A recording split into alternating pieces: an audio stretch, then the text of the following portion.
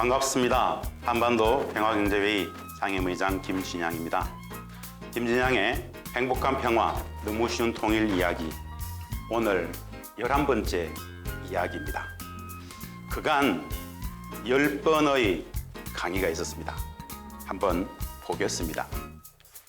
지난 2달 반 동안 분단, 통일, 개성공단, 윤석열 정부에 대한 평화의 위기, 그리고 올해 북측이 가장 도드라지게 만들었던 2가지 법, 해외동포권익 옹호법과 핵무력정책 입법과 관련해서 보았었습니다. 총 12개의 강좌로 준비를 했었는데요. 이번 시간과 다음 시간은 전체 종합편입니다.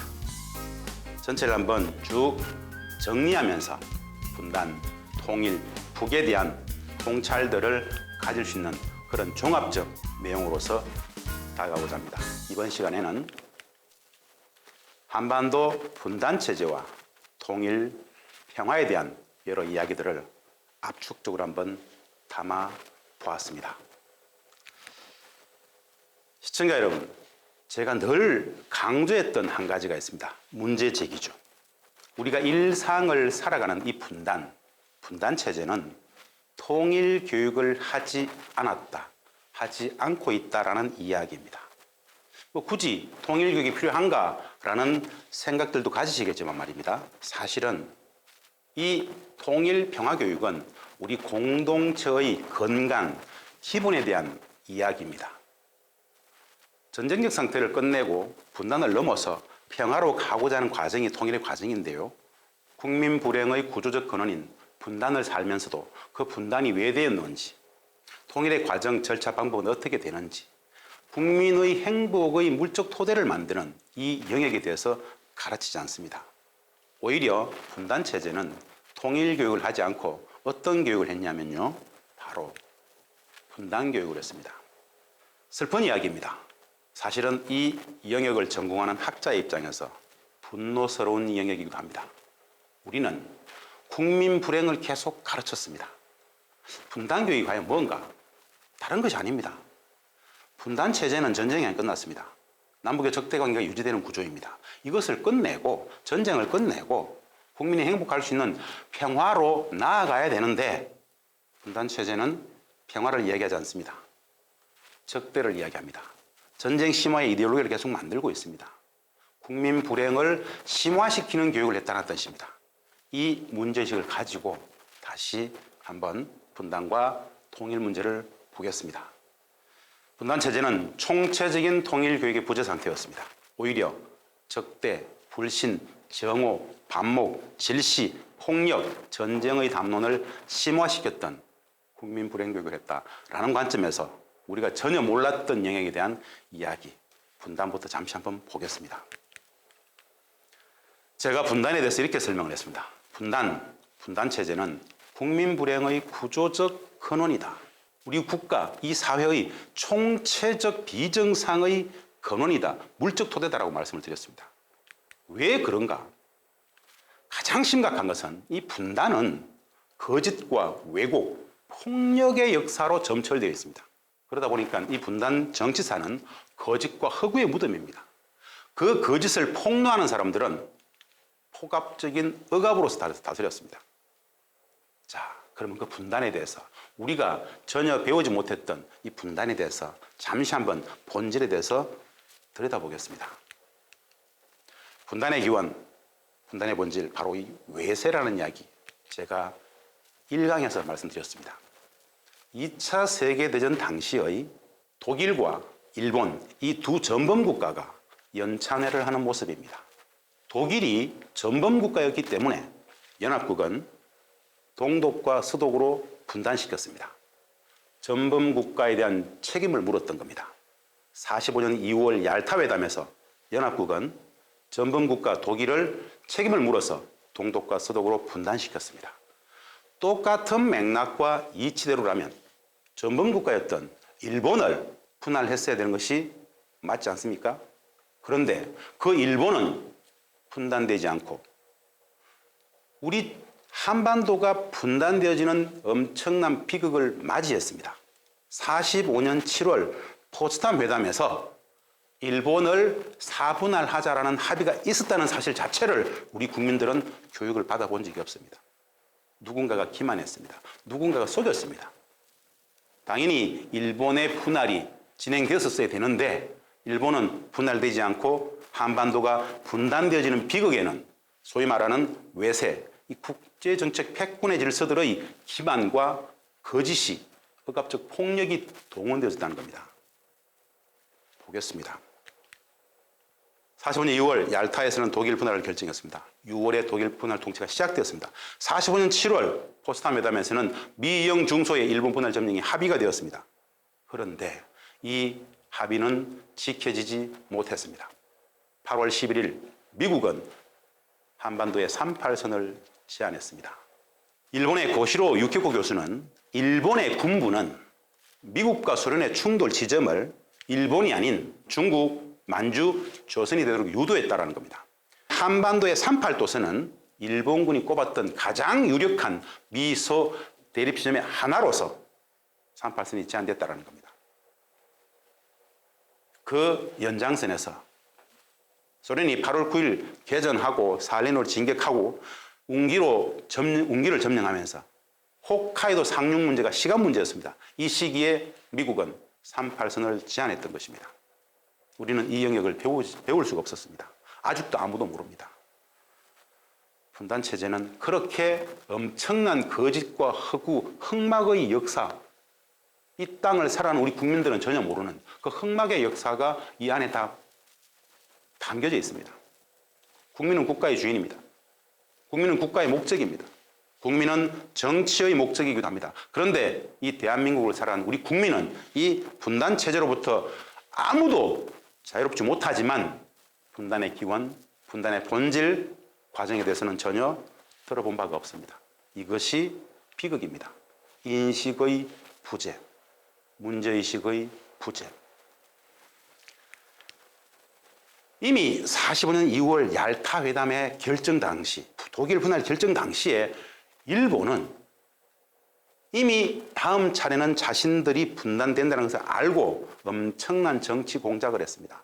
당시에 고노에 후미마로 전 일본 총리는 패전 불가피로를 주장했습니다. 조속히 영국, 미국과 전쟁 종결을 추진하기 위해서 종전 협상을 유리하게 하기 위해서 출혈 전쟁에 나섰던 것입니다. 그리고 희생양을 찾았습니다. 한반도는 그 희생양이었습니다. 이 국제정책 패권의 질서가 문제입니까? 그 사실관계를 모르는 우리 스스로의 인식, 무의식이 문제입니까? 후자입니다. 분단은 그렇게 시작되었던 겁니다. 45년 9월 9일 조선 총독부의 일장기가 내려오고 바로 미 군정 성조기가 개양이 되었습니다. 바로 분단의 서막입니다. 제가 분단은 거짓, 왜곡, 허구의 역사라고 말씀드렸습니다.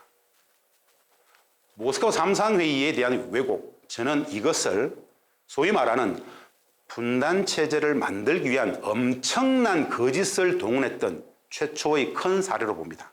소련은 신탁을 반대했고 미국이 신탁을 주장했습니다. 그런데 모스크바 3상회의가 끝나자마자 바로 며칠 안 되어서 이 대한민국 땅 서울의 동아일보에서는 호외신문을 뿌립니다. 동아일보 호외신문의 내용은 소련이 신탁 통치를 주장했고 미국이 반대했다는 내용이었습니다.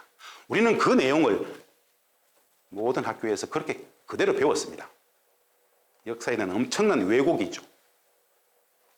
그 신탁을 둘러싼 찬탁, 반탁의 이념 갈등을 조장하고 폭력을 동원하고 소위 말하는 일제의 주구들에 의한 독립운동 세력들 역청산의 과정이 이 모스크바 3상회의를 기점으로 발생되게 됩니다. 소위 말하는 디바이드 앤드 룰, 분단의 서막이었죠. 왜 이런 거짓들을 동원했을까요? 없었던 분단체제를 만들기 위해서는 수많은 거짓, 왜곡, 허구, 오도를 일반화시킬 수밖에 없었고 그 거짓을 폭로하는 진실을 말하고자 했던 사람들은 다 잡아 가두었습니다. 포갑으로 다스렸습니다. 분단체제가 수립되었던 과정입니다. 김구 선생은 그렇게 남북 동포에게 구함이라고 조국을 양단하는 외국 군대들의 경계선으로 38선은 일각이라도 존속시킬 수 없다. 38선 때문에 우리에게는 통일과 독립이 없고 자주와 민주도 없다. 대중의 기하가 있고 가정의 이산이 있고 동족의 상장까지 있게 되는 것이다. 외세가 가른 분단, 일제 식민 지배의 연장으로서 분단 체제가 수립되어져 가는 과정을 온몸으로 저항했던 것입니다. 김구 선생은 전국을 돌아다니면서 통일운동은 독립운동입니다. 분단된 동포 간의 하나됨을 위한 노력은 이 시대의 새로운 독립운동입니다. 라고 주장합니다. 이런 민족 독립운동 실력들은 결국 어떻게 되었습니까?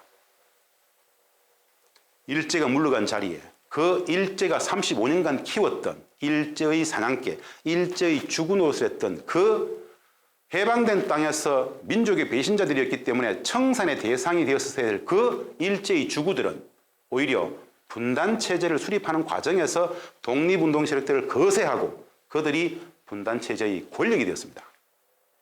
일제는 일제의 주구를 키웠고 이 일제의 주구들은 분단 권력이 되었습니다. 독립운동 세력들은 괴멸되었습니다. 백범 선생 또한 마찬가지로 통일운동은 독립운동이다 라고 외쳤기 때문에 그들에게 죽임을 당했죠. 한 가지 피눈물 나는 사실을 알아야 됩니다. 백범 김구 선생을 암살했던 육군 포병소위 이 안두희는 사건 6개월 만에 백범 암살 6개월 만에 이승만에 의해서 2계급 특진을 했습니다. 백범 선생만의 죽음이 아니었죠. 몽양 여운형 선생은 그 이미 일찍 암살되었죠. 민족의 반역자, 일제의 주군으로 살았던 그들은 그들의 권력을 차지하기 위해서 분단체제를 수립하는 과정 속에서 이렇게 독립운동 세력들을 완벽히 거세했습니다. 그 결과가 바로 분단의 수립입니다. 정치 권력만 그랬을까요? 역사를 잊은 민족에게 미래는 없다. 바로 수십 년 분단의 역사는 사실은 친일의 역사와 맞닿아 있습니다. 우리의 정신사가 어떻게 왜곡되었는지 한번 보겠습니다. 조선 총독부는 일제가 이 조선 총독부를 만들어 놓고 조선을 식민지화했을 때 가장 먼저 했던 게 일제의 식민사관을 수립하기 위해서 조선사 편수회를 만들었습니다. 이 조선사 편수회는 일제 식민사관을 만들었던 기구입니다. 거기에 참여했던 이병도, 신석후와 같은 사람들이 있습니다. 해방된 땅에서 서울대 국사학과를 만들고 고려대 사학과를 만들었습니다. 식민사학을 만들었던 그 핵심 두 주체가 해방된 땅에서 우리의 역사학계를 완벽히 장악했다는 뜻입니다. 친일파 신석호, 이병도는 독립운동 유공자 심사에 나서기도 합니다. 독립운동 유공표창 공적조사 심사위원으로 활동을 했었습니다. 참으로 어처구니없는 역사입니다. 이 신석호 씨는 해방된 땅에서 임시 중등국사교원 양성소를 만들어서 교사들을 양성해서 전국의 모든 학교에 이들이 역사를 가르치는 선생으로 가게 됩니다. 식민사관을 온 국민들의 가슴에 그대로 머리에 그대로 심었던 참으로 어처구니없는 역사, 분단 역사이기 때문에 가능했던 것입니다. 우리가 배웠던 역사는 바로 식민사관입니다. 지금도 강단사학이라는 미명하에 우리의 국사학계 전체를 장악하고 있습니다. 이 정신사가 계속 왜곡, 오도, 확대되고 있는 것입니다. 분단은 그 뿌리에서부터 이렇게 엄청난 거짓들을 국민들의 일상적인 상식으로 만들어버렸습니다. 총체적 비정상의 토대, 뿌리, 분단이 어떻게 작동되었는지 그 일면을 지금 말씀드리는 겁니다. 예, 정리해보면 일제는 일제의 주구들을 키웠고 이 일제의 주구들이 분단 권력이 되었습니다. 일제는 한반도의 분단 공작으로 일본의 분단을 막았습니다. 이 분단 수립의 과정은 반민족 친일파들에 의한 독립운동 세력의 괴멸 과정이었습니다. 그랬기 때문에 정치 권력 획득의 절차적 정당성이 매우 결여될 수밖에 없었습니다. 그래서 그들은 폭력과 억압의 이 독재 정치를 일상화할 수밖에 없었습니다. 정의와 법, 질서, 윤리와 도덕이 땅에 떨어졌습니다. 결국 사회 공동체성이 그 근간이 붕괴될 수밖에 없었겠죠. 일상적 거짓, 일상적 왜곡, 일상적인 폭력이 동원되었기 때문에 절차적 정당성도, 국가적, 민족적 정체성도 전혀 없었기 때문에 폭력으로서 그 권력을 유지했습니다. 그래서 결국 정치적 독재, 후진적 정치 문화, 경제적 독점, 부패, 부조리가 만연하게 됩니다. 그들은 이러한 분단체제를 유지하기 위해서 말도 안 되는 이 국민 불행의 구조적 근원인 분단체제를 유지하기 위해서 국민불행법으로서 국가관법을 만들게 되죠. 제가 다시 한번 말씀드립니다. 일제히 주군은 분단 권력이 되었습니다. 국가 권력화가 되었습니다. 민족적, 국가적 정통성이 부재했기 때문에 그들은 독재 정치를 일상화할 수밖에 없었습니다. 결국 이 체제가 분단 체제입니다. 그래서 마이클 존스턴 교수는 한국의 부패 유형을 아주 재미있게 얘기합니다. 한국의 부패 유형은 매우 흥미롭다. 엘리트 카르텔 유형이다. 많이 배운 자들이 조직적으로 뭉쳐서 국민들을 덩쳐먹는다. 그들의 역사적 뿌리 자체가 국가적, 민족적, 절차적 모든 정당성도 윤리적 정당성도 없었기 때문에 오히려 오로지 일신의 영달만을 위해서 결과를 위해서라면 수단과 방법을 가르지 않았다. 오로지 사익적 가치만 추구했던 반민족, 반민주, 반국가적 행태의 취합이 바로 분단 권력이었습니다. 그 분단 권력의 현재 진행형이 지금일 수도 있습니다. 수준의 차이는 있겠지만 느슨해졌지만 사실은 그 궤를 같이 하고 있다고 해도 과언이 아니죠.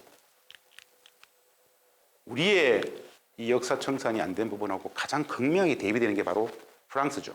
프랑스는 2차 세계대전 중에 독일의 프랑스 점령 기간 중에 그 짧은 기간 동안 독일에 부역했던 프랑스의 정치인, 언론인, 작가, 신 이 모두를 엄중 가중 처벌했습니다. 나치 부역자들을 완벽히 청산하려고 합니다. 했습니다.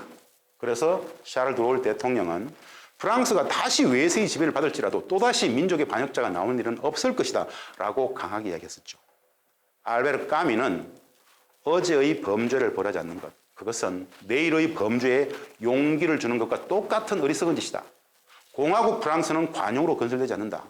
그 짧은 기간 이렇게 엄정하게 청산했던 프랑스에 비해서 우리는 35년 일제 식민 지배를 겪었음에도 불구하고 단 한 명도 정리하지 못했습니다. 물리적 청산이 중요한 것이 아닙니다. 정신사적 기록이라도 제대로 남겨둬야 됩니다. 우리는 그것도 하지 못했습니다. 그렇기 때문에 해방 75년, 80년이 다 돼가는 이 상황 속에서도 여전히 우리는 친일의 문제로부터 자유롭지 못합니다. 다시 한번 말씀드립니다. 분단은 거짓, 왜곡과 폭력의 역사입니다. 분단 정치사는 거짓과 허구의 무덤이었습니다. 단적인 예를 하나 들어드리겠습니다. 일제의 보안법, 치안유지법이 분단 시대의 국가보안법으로 이어졌습니다. 이 국가보안법의 기원은 말입니다. 일본 제국주의가 우리를 식민지화하기 전에 먼저 조선 통감부를 설치하고 1907년에 강압으로 제정했던 보안법이라는 게 있습니다. 이 보안법으로 많은 항일 의병, 언론인들을 처벌하고 조선의 을을 완벽히 억눌렀던 보안법입니다. 그 보안법 발효 이후에 3년 만에 일제는 조선을 병탄하게 됩니다. 그리고 일제는 1925년에 치안유지법을 만들게 되죠. 바로 민족 독립운동 시대를 거세했습니다. 보안법은 미 군정 3년간에도 시행이 되었었습니다. 치안유지법은 폐지되었었거든요. 그런데 1948년 8.15 이승만 정부는 조선의 을을 완전히 말살했던 이 보안법을 국가보안법이라는 이름으로 계승시켜버립니다. 그렇게 해서 1949년 한 해 동안만 약 12만 명을 투옥시킵니다. 이승만 정부에게 반대했던 대부분의 지식인들, 독립운동 세력은 기본이고 대부분을 거세해버립니다. 분단체제를 수립해 가고자 했던 과정에서 무소불위의 법으로서 전가의 보도처럼 마음껏 휘둘렀던 국가보안법. 당시 권성열 법무부 장관은 이 국가보안법은 총이고 탄환이다. 이 법을 총칼로 삼아서 수많은 독립운동 세력들을 거세하고 분단 권력을 만들 수 있다라고 얘기했던 것입니다. 이 국가보안법은 한시법으로 있었습니다만은 대한민국에서 가장 최장 기간에 오래된 2020년 현재도 작동되어지는 법입니다. 바로 분단체제 유지법이죠. 이 국가보안법으로 얼마나 많은 사람들이 희생이 되었을까요? 한번 보겠습니다.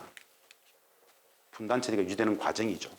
북에 대한 악마와 적대관계 유지, 반공, 반북 이데올로기 일상적인 조장. 영화 자백의 마지막 장면을 소개시켜드린 바가 있습니다. 영화 자백, 서울시 유성 공무원을 간첩으로 몰아 조작하고자 했던 그것을 다룬 영화 자백인데요. 그 영화 마지막 엔딩 크레딧 기억나실 겁니다. 마지막 장면인데 한 5분 정도 이 역사들이 올라갑니다. 이 많은 간첩단 사건들이 무죄로 나오러 가게 되는 과정입니다. 두 번째 장입니다. 다섯 번째 장입니다. 엄청난 간첩단 사건들이 재심만 청구하면 다 무죄로 나옵니다. 한마디로 우리 국민들이 보편적으로 알고 있는 대부분의 간첩단 사건들은 조작, 날조된, 왜곡되어진, 만들어진 기획 작품이라는 겁니다. 무엇을 위해서? 분단체제의 유지를 위해서, 남북의 적대관계를 유지하기 위해서, 북에 대한 적개심을 고취시키기 위해서. 중요한 것은 이 수많은 사건들이 그 가족들의 풍비박산은 기본이고 수많은 사건들이 일어났을 때마다 우리 국민들의 머리에, 뇌리에 대북 적개심과 반공 반북의 이데올로기들이 거짓으로 차곡차곡 쌓여지면서 분단의식, 공포, 두려움, 회피, 혐오까지 함께 내면화되었다는 겁니다. 거짓의 내면화. 바로 분단체제였기 때문에 가능했던 비극입니다. 이 수많은 사건들, 하나하나의 사건들을 말씀드리는 것 자체가 피눈물 나는 역사입니다. 이 당사자들뿐 아니라 이 가족, 사돈의 8촌까지 완벽히 풍비박산난 그 역사보다도 이 수많은 사건들 속에서 국가의 주인인 국민들의 인식체계가 완벽히 유린됐다는 것. 국가가 조직적으로 거짓을 유포시켰다는 것. 거짓, 기만, 이것을 일상화시켰다는 것. 그렇기 때문에 윤리도 도덕도 법 질서도 땅에 떨어질 수밖에 없었던 상황들, 바로 국민 불행의 구조조건은 분단체제입니다.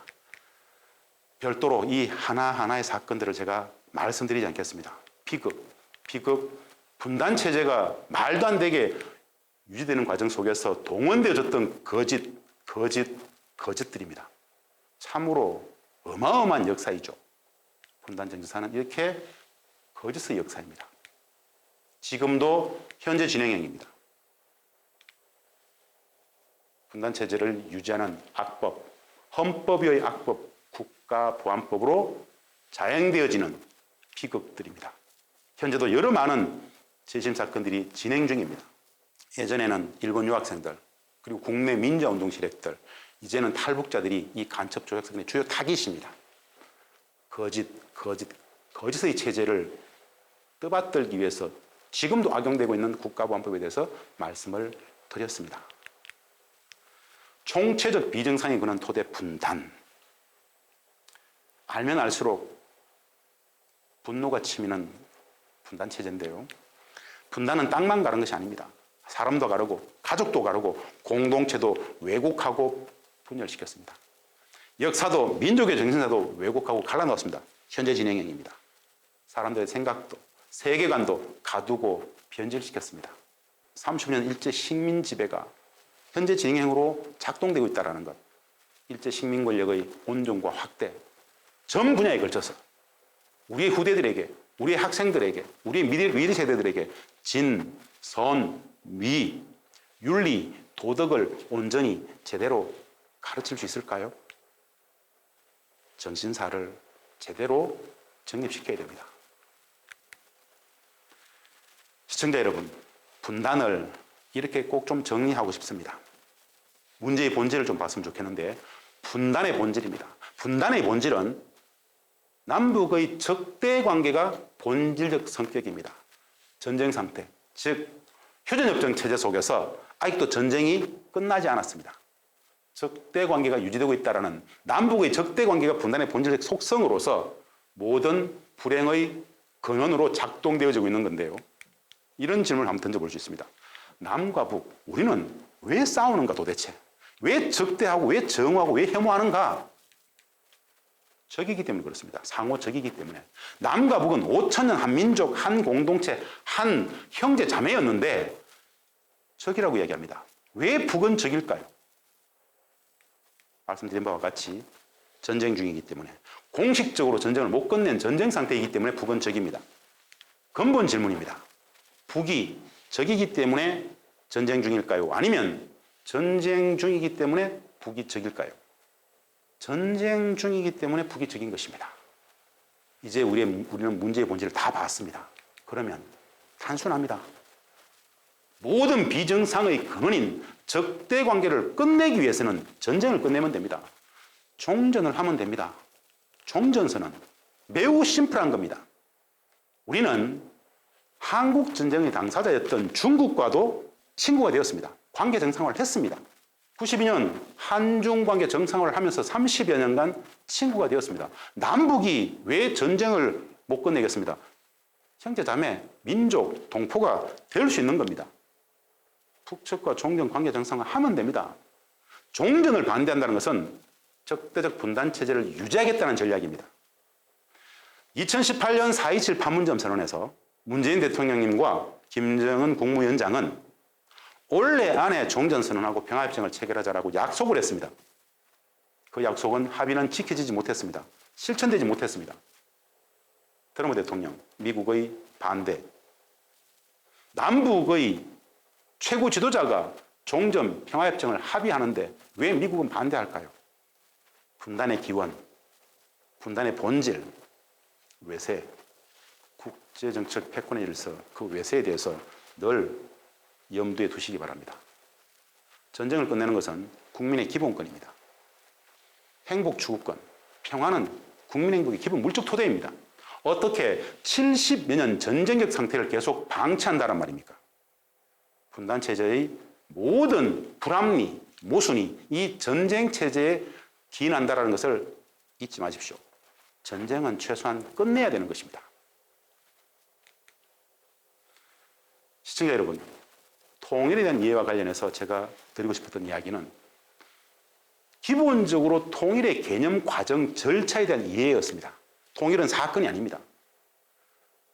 휴전선을 허물고 남과 북이 갑작스럽게 하나가 되는 그런 통일은 존재하지 않습니다. 통일 교육의 부재가 나와 또 다른 비극인데요. 우리 대한민국에는 국가의 공식 통일 방안이 있습니다. 33년 된 나라의 공식 통일 방안이 있음에도 불구하고 우리 국민들은 모릅니다. 남과 북은 이미 큰 틀에서 통일의 과정, 절차에 대해서 합의를 했습니다. 우리 국민들은 모릅니다. 남과 북이 합의한 통일 방안이라는 것이 다름 아닌 우리 대한민국의 국가의 공식 통일 방안 중심으로 합의되었다는 사실을 우리 국민들은 아무도 모릅니다. 왜 모를까요? 분단 체제는 통일 교육을 하지 않더라는 겁니다. 기본도 안 가르쳤다는 뜻이죠. 이 부분에 대해서 잠시 말씀을 드리겠습니다. 우리 대한민국의 국가의 공식 통일 방안은 바로 이 민족 공동체 통일 방안입니다.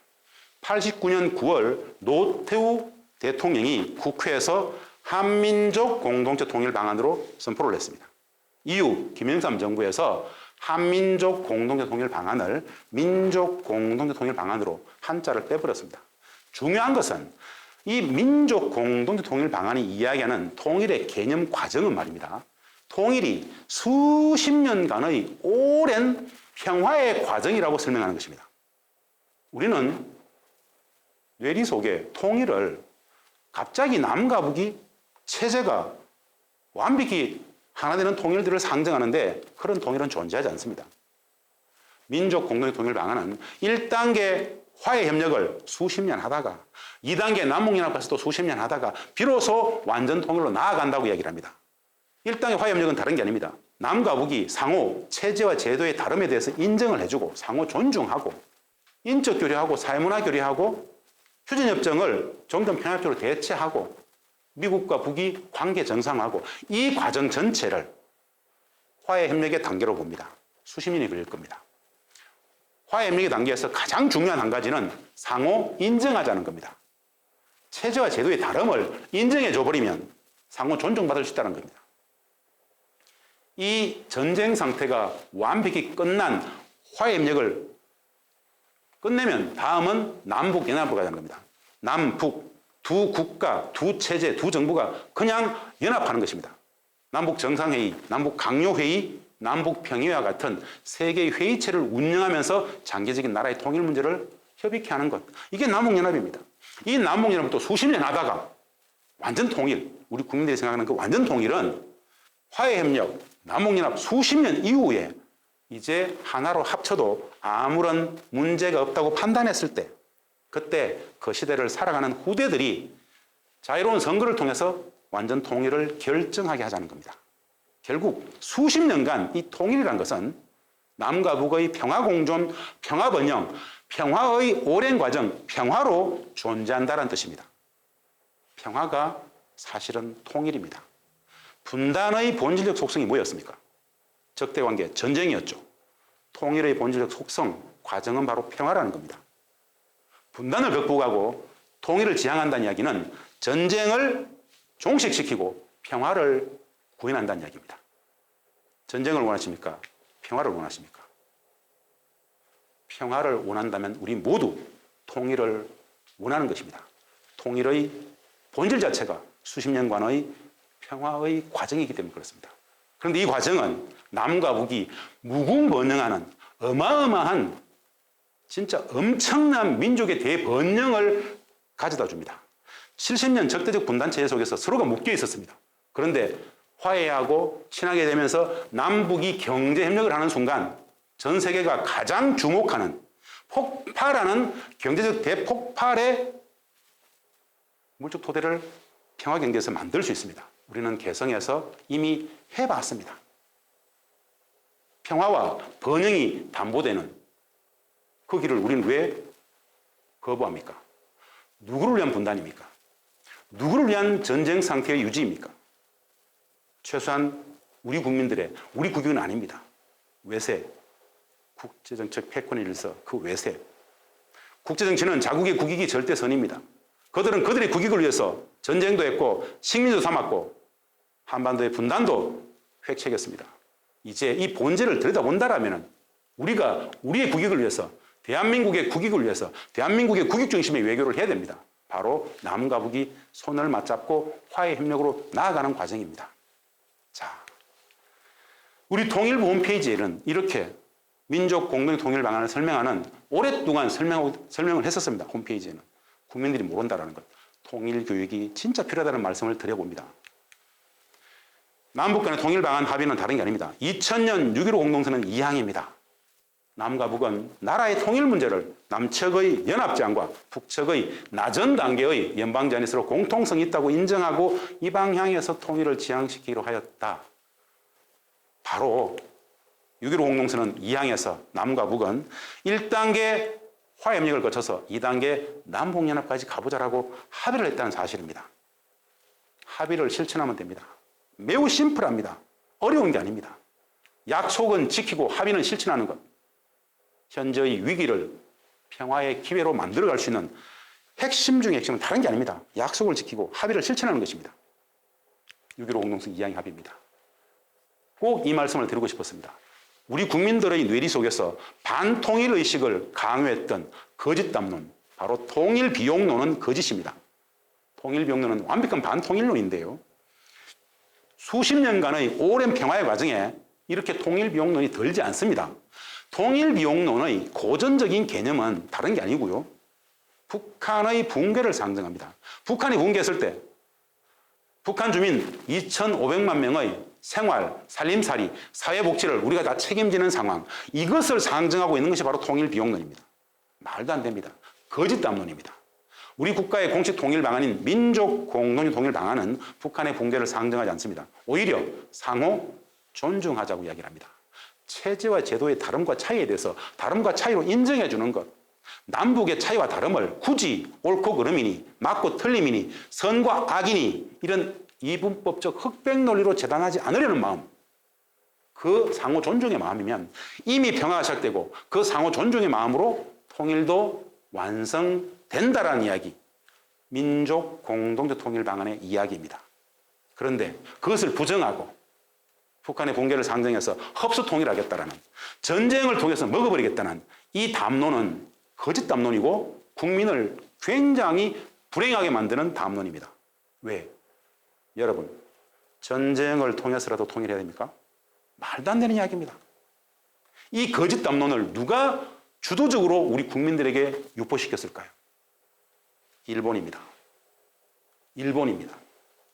한반도 분할 체제를 어떻게든 계속 추구하는 이 일본이 이 왜곡 거짓 반통일 담론인 통일 비용론을 대한민국의 유력한 여러 많은 대학, 연구소, 학자들에게 엄청난 돈을 지원하면서 거짓 담론을 만들게 하고, 이 거짓 통일 비용론을 유력한 언론사들에게 수많은 광고 비용을 주면서 쉽게 하고, 그 악순환 거짓 통일 비용론을 국민들에게 수십 년간 심게 했던 그 거짓의 결과가 우리 국민들이 통일 비용론을 상식으로 안다라는 겁니다.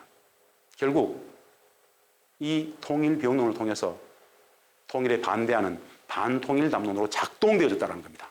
이 비극은 고스란히 우리의 몫입니다. 한번 여쭤보겠습니다, 시청자 여러분. 일본이 그런 엄청난 진짜 나쁜 짓을 했다라는 것 사실이죠? 더 놀라운 것이 뭡니까? 일본이 그 거짓 왜곡의 담론인 통일 비용론을 우리 국민들에게 주입시켰다라는 사실 자체를 모르는 우리 국민들의 무의식, 무지, 그 무지가 더 문제가 아닐까요? 왜 우리는 모릅니까? 왜 국가의 공식 통일 방안도 모르고, 남북이 합의했던 통일 방안도 모르고, 평화공존, 평화번영, 평화가 통일이라는 것도 모르고, 거짓 통일 비용론을 일본이 주도적으로 우리 국민들에게 뿌렸다는 사실 자체를 왜 모릅니까? 분단체제는 통일 교육을 하지 않습니다. 분단체제는 어마어마한 거짓, 왜곡의 허구의 무덤이자 역사이죠. 진짜 제대로 국가의 주인인, 정치의 목적인 국민들이 자각할 필요가 있습니다. 분단은 거짓입니다.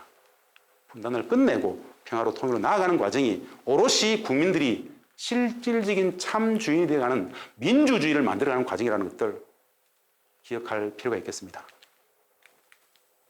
평화가 통일입니다. 상호 존중이면 됩니다. 남과 북의 체제와 제도의 다름에 대해서 고개 한번 끄덕일 수 있는 마음이면 이미 평화가 시작됩니다. 그 마음으로 통일도 수십 년의 과정 속에서 완성이 되어질 겁니다. 통일 병론은 거짓이다 라는 겁니다. 여러 손들이 있습니다. 여기에 틀린 손은 없습니다. 다른 손들입니다.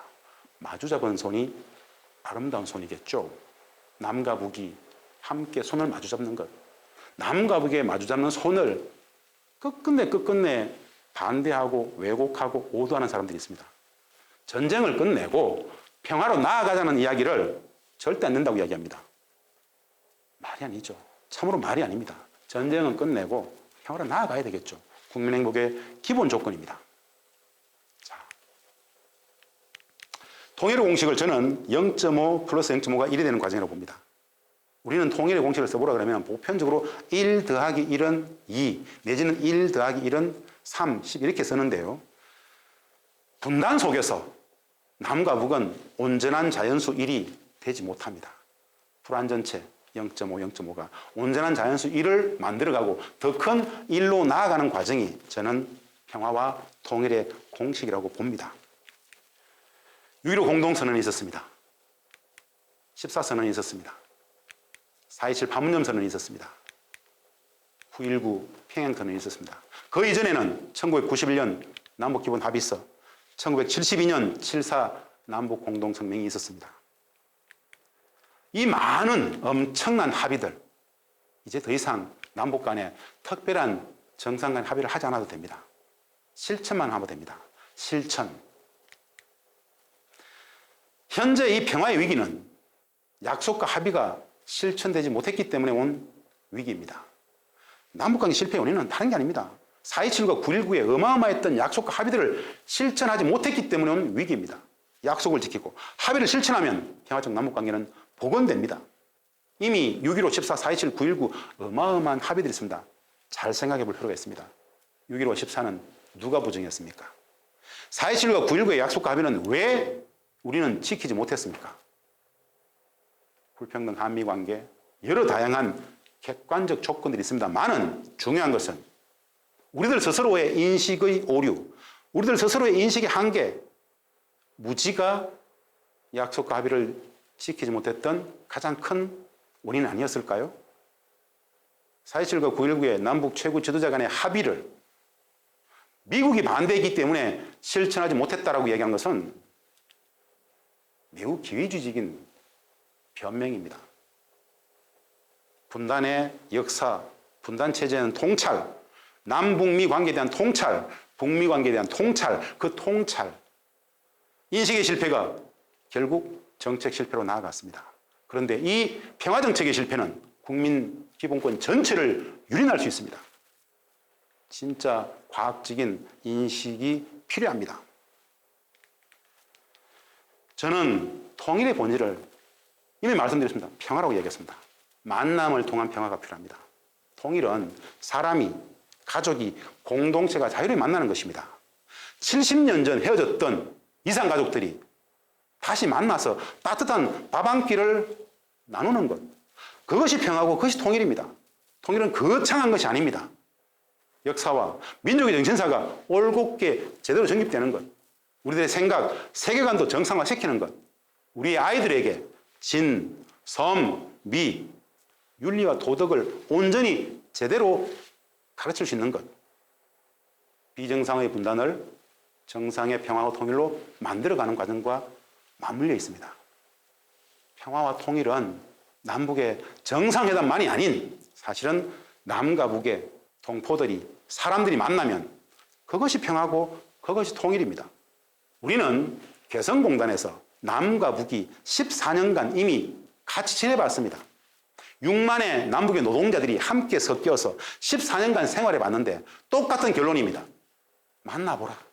만나면 그것 자체가 이미 평화고 그것 자체가 사실은 시답으로 통일이더라. 만나면 된다라고 얘기를 합니다. 그런데 적대적 분단 체제는 그 만남 자체를 차단하고 있습니다. 수많은 왜곡 오도를 우리 국민들의 뇌리에 심어가지고 잘못된 생각을 갖게 하고 오해하게 하고 적대하게 하고 혐오하게 하고 폄훼하게 하고 그 거짓으로 분단 체제는 유지되었다는 겁니다. 남북이 만나보니까 똑같았습니다. 개성공단에서 14년간 남북이 만나봤는데 제도와 체제의 그 다름은 요만큼의 다름이었고요. 너무너무 많은 같음, 동일성이 있었습니다. 아, 이래서 5천년 한민족, 한 공동체 성으로 살았구나. 그래서 같은 민족이었구나라는 것을 누구나 똑같이 느낍니다. 만나보면 됩니다. 저는 그래서 남북이 어떻게든 만나는 과정만 열린다라면 평화는 통일은 우리 목전에 있다. 눈앞에 와 있다라고 생각을 합니다. 다행히 올 2월에 북측은 해외 동포 권익 옹호법을 통해서 전 세계 모든 해외 동포들의 북측으로의 자유로운 왕래, 여행, 장기 체류, 거주, 취업의 권한을 권리로서 보장한다고 발표했습니다. 해외 동포들의 자녀들의 수학여행, 유학도 다 받아주겠다고 이야기했습니다. 경제협력, 교류협력 모든 것을 열겠다고 권리로서 보장하겠다고 발표했습니다. 아마도 새로운 평화와 통일의 새로운 질서가 한반도에 물결 줄 수 있는 굉장히 큰 법이 우리 앞에 다가와 있습니다. 이제 북을 제대로 아는 과정이 진짜 필요할 것입니다. 만나면 평화고 그 만남이 실질적인 통일이더라. 다시 말씀드리면서 넘어가겠습니다. 이미 체험해본 평화와 통일의 미래창이라고 제가 설명을 드립니다. 개성공단. 남측의 자본과 기술이 북측의 토지와 노동력이 만났습니다. 왜? 평화를 실천하기 위해서. 전쟁 상태를 끝내고 오해를 불식시키고 신뢰를 구축하고 서로 친하게 지내기 위해서 경제 협력의 방식을 채택했던 것이 바로 개성공단입니다. 어마어마한 곳이었습니다. 매일매일 평화가 매일매일 통일이 만들어졌습니다. 경제적 번영은 덤이었습니다. 한반도의 평화와 번영, 통일이 매일매일 만들어지던 기적의 공간. 2000년 8월에 합의했죠. 2003년에 착공이었습니다. 2004년부터 제품이 나오기 시작했습니다.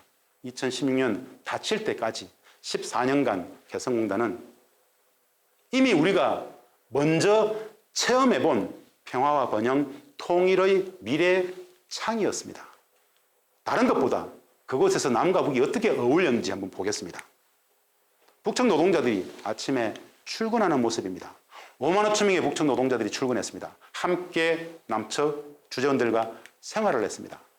함께 옷을 만들고, 함께 그릇을 만들고, 함께 전자제품을 만들었습니다. 직장의 동료입니다. 함께. 남과 북이 서로 몰랐기 때문에 오해하고 싸웠습니다. 오해했기 때문에 갈등했고 싸운 겁니다. 그런데 개성공단에서 남과 북이 만나보니까 기존에 몰라서 오해했던 부분들이 대부분 이해가 되었습니다. 오해가 이해로 바뀌었을 때 싸울 일이 없었습니다. 지고지순한 동포와 동포로 만나서 매일같이 웃고 떠들고 농담하고 장난치면서 우리는 이미 그곳에서 평화를, 통일을 만들었었습니다. 그 매일매일의 일상입니다. 직장의 동료로서 혐오하고 폄훼했던 기존의 감정에 대해서 너무너무 미안해하고 민망해하면서 북측 동포들의 정, 사랑, 눈물을 일상적으로 늘 만나면서 분단체제가 너무 많은 거짓들을 만들었구나 하는 것을 절감하면서 우리는 그렇게 평화를, 통일을 매일매일 만들었습니다. 다시 말씀드립니다. 개성공단에 입주했던 남측의 기업들은 어마어마한 경제적 부가가치를 창출할 수 있었습니다. 대한민국 제조업 기업들에게 남북경협, 개성공단보다 더 좋은 공단은 전 세계 어디에도 없습니다. 압도적인 부가가치를 창출할 수 있는 곳이 바로 개성공단 남북경협이었습니다. 그 가치 이전에 우리는 그렇게 몰라서 오해했던 사람들이 다시 만나서 평화와 통일을 매일매일 만들었던 기적의 공간으로서 개성공단이 14년간 작동됐다는 겁니다. 그래서 만나면 평화고 만나면 통일이다라는 이야기를 힘주어서 확신에 차서 할 수 있는 것입니다. 남과 북이 함께했던 시간 14년 개성공단의 역사입니다. 함께 했던 시간들. 이 체험적인, 실증적인, 확신에 찬 경험들을 우리 국민들이 나눠야 됩니다. 만나봐야 됩니다. 만나보면 너무 몰랐구나. 몰라도 너무 몰랐구나. 적대적 분단체제가 너무 많은 거짓들을 만들었었구나.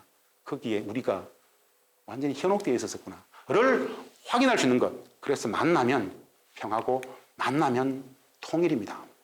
개성은 그 엄청난 기적을 창출했던 곳이었습니다. 그랬기 때문에 분단체제를 유지하고자 했던 세력들은 이 개성공단을 억지로라도 무슨 빌미를 만들어서라도 타들려고 했던 것입니다. 70년 분단체제의 질곡을 넘어가고자 했던 개성공단 남북경협 평화경제의 창이었습니다. 함께했던 시간들 개성공단의 이야기인데요. 남북의 동료들이 밥을 먹고 함께 사진을 찍고 노는 모습입니다. 함께 웃고 떠들고 농담하고 장난치고 함께 했던 이것이 평화고 이것이 통일입니다. 개성의 역사가 있었기 때문에 우리는 평화에 대한 통일에 대한 확신을 갖고 있습니다. 한반도의 평화와 번영 통일이 맞습니다. 그것이 국민의 행복입니다. 눈앞에 보이는 국민의 행복이 있는데 저희들은 말도 안 되는 적대적 분단체제는 계속 미움을, 혐오를, 정오를 가르칩니다. 투정하고 싶습니다. 적절치 않습니다. 남북이 함께 어울렸던 시간들. 이것이 평화고 이것이 통일입니다. 통일은 거창한 것이 아닙니다. 만나면 통일이다. 함께 부둥켜 안고 그들의 진심을 온전히 느낄 수 있을 때 말없이 함께 끌어안고 울 수 있습니다. 개성에서 있었던 많은 역사들 5천만, 8천만 남북이 함께 만들 수 있는 행복의 창입니다. 만나야 됩니다. 개성공단의 이야기는 분단이 국민 불행의 구조적 근원이었다.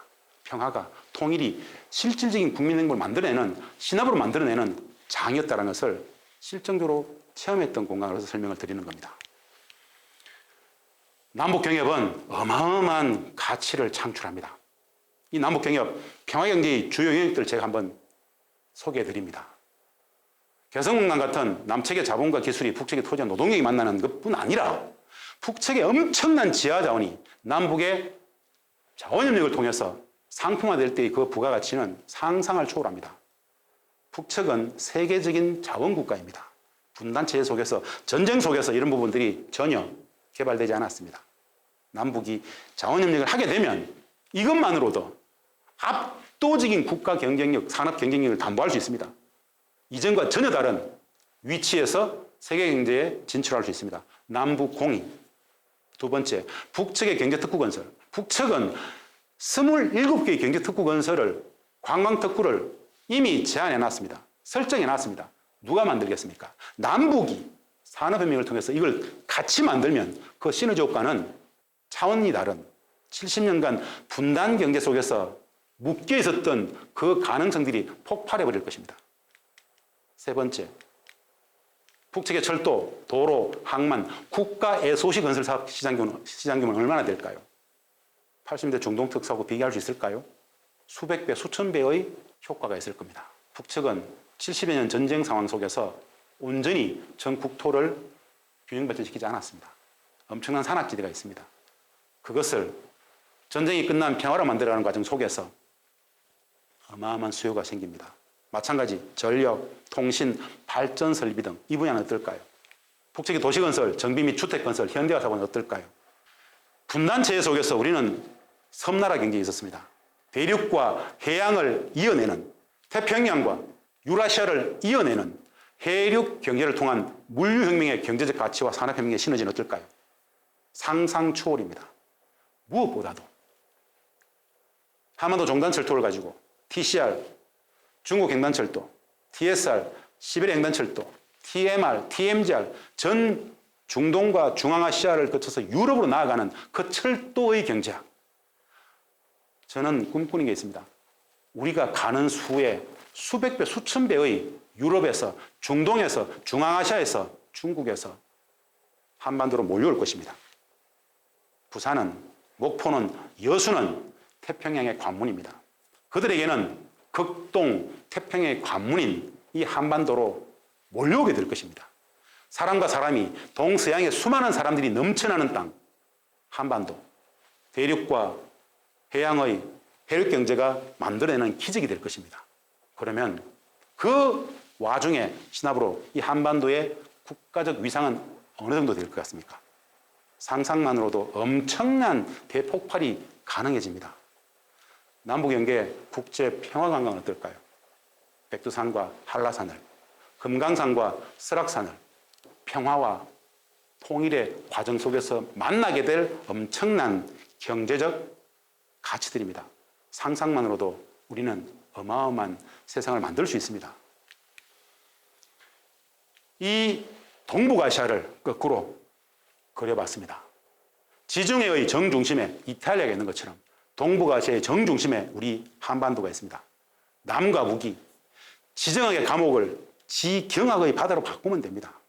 남과 북이 화해협력에 손을 맞잡는 순간 세계 6위의 군사력, 세계 9위의 경제력을 이야기합니다. 그러나 남과 북이 서로 적대하고 싸우고 있기 때문에 우리들의 역량은 완벽히 거의 힘을 못 펴고 있습니다. 남북이 손을 잡는 순간 폭발하는 정치력, 국가 경쟁력, 국제정책 위상의 제고가 동시다발적으로 일어나게 됩니다.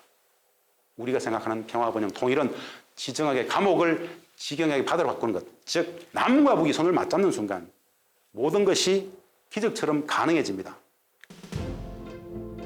한반도 통일 코리아는 거창한 것이 아닙니다. 딱 한 가지 마음으로 시작됩니다.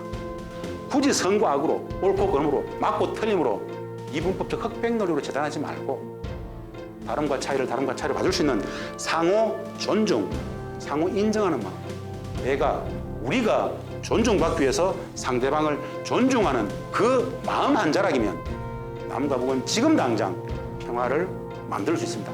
그 마음으로 무궁번영하는 평화 번영 통일로 나아갈 수 있습니다. 그곳에 국민행복이 고스란히 온전히 한 번도 경험해보지 못했던 국민행복이 그곳에 있다라는 말씀을 드리면서 오늘 제 종합 강의 첫 번째 마치겠습니다. 시청해 주셔서 진심으로 고맙습니다. 감사합니다.